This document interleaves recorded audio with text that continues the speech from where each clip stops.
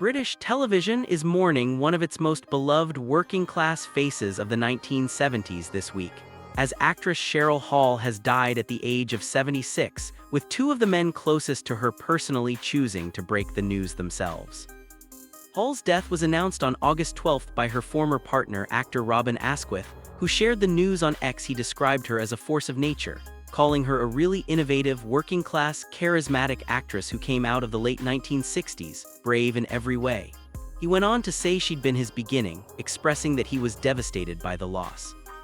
Askwith and Hall had been a couple from 1970 to 1973, years before either of them became household names in British entertainment.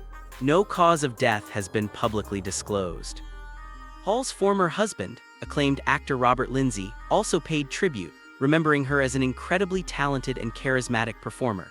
The two were married from 1974 to 1980 and famously played on-screen love interests as well, appearing together as a real-life couple portraying a fictional one in the sitcom that would go on to define Hall's career. That show was Citizen Smith, the BBC sitcom in which Hall played Shirley Johnson, girlfriend to Lindsay's revolutionary daydreamer Wolfie Smith, from 1977 to 1979. It remains the role she's most fondly remembered for, and fans flooded social media with tributes referencing the character directly, with one admirer writing that she'll forever be remembered simply as Cheryl.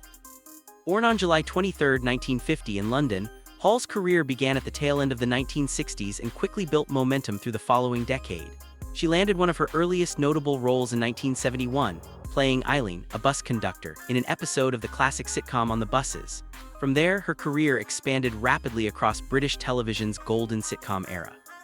She appeared as Shirna in the acclaimed Doctor Who serial Carnival of Monsters in 1973, played Seed Abbott's secretary in Bless This House alongside the legendary Seed James, and took on smaller but memorable roles in shows including Sykes, Within These Walls, and the ITV sitcom Lucky Feller opposite David Jason. Her career carried well into the following decades, too.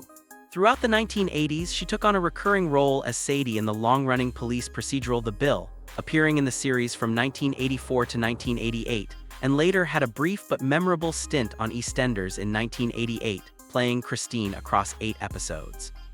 Her television credits stretched even further across the 90s and into the 2000s, with appearances in As Time Goes By, London's Burning, Inspector Morse, Grange Hill, Casualty, Poirot, Silent Witness, and Waking the Dead. A resume that speaks to just how consistently in demand she remained across 4 decades of British television.